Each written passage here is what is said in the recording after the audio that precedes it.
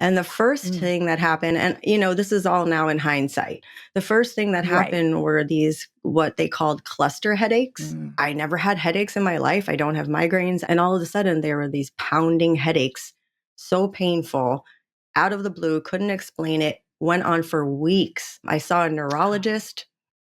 I was told I was completely normal. There's nothing there. It's what they called cluster headaches and it will probably go away. I had a brain scan and everything. And wow, it did eventually resolve, but I have no idea what that was about. Very strange. And I also started experiencing Raynaud's. Yeah. So it's like a circulatory thing where the tips of your fingers and toes become numb from just being super, super cold, even when it's not very cold outside. So they would turn white and they'd be completely numb. I'd feel nothing. And then when when the feeling would start to come back, they would turn these crazy colors, like almost like purple, black. Yeah. Oh Bizarre. my gosh, that's terrifying. And the doctor said, there's nothing you can do about that other than wear gloves all the time and try to stay warm. So I was made fun of constantly because I used to run a semi-pro women's soccer team and I would show up to every practice in a giant puffy coat and I'm in San Diego. So I'd be in my winter coat. It was ridiculous, but that's how I had to handle that. Yeah. And then tell me about the rashes. The hives out of nowhere, I'd just be itching all over my body. I saw an allergist. I had every test under the sun done on me. I'm allergic to nothing. And he said, sometimes this happens. It's basically our cells releasing histamine for absolutely no reason. And so I take a daily Zyrtec just to kind of keep that at bay. It doesn't always work. Sometimes I have to double, triple up and add another medication on top of it just to not feel itchy all over my body. What was that moment where you started to think, maybe it's my implants? Yeah. So as I mentioned, have 2 kids.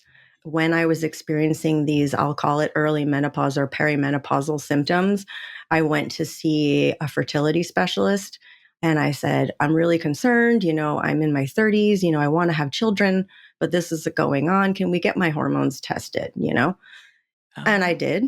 And she called me and she said, you know what? Your hormones are really low. I just have to tell you, you're probably not going to be able to have kids. Got me so worked up and so upset. I was devastated. And I got pregnant at the drop of a hat. So I don't know what's going on there, but it's definitely my hormones were affected, interrupted. I don't know, but I had my son with no problem and I had my daughter with no problem.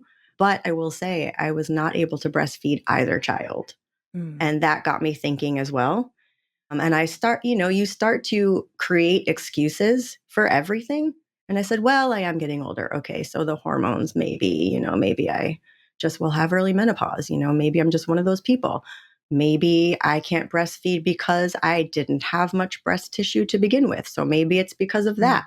I tried so hard. And that really devastated me as well. Yeah, that's a really hard thing when and especially I think that because that's the one thing a mom can do for her child that is supposed to be so natural. And I had a really hard time with it for a whole different reason, but it was tragic because you just feel like you're not being a good mom, and it's so out of your control. I think that's the other part that it emotionally takes a huge toll on you. We can go down that road. That's a whole other subject. But yeah.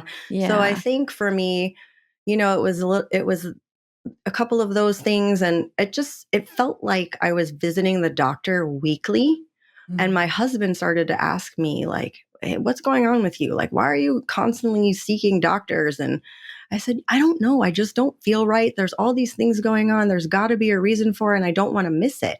What if there's something sinister and, I'm missing it somehow? So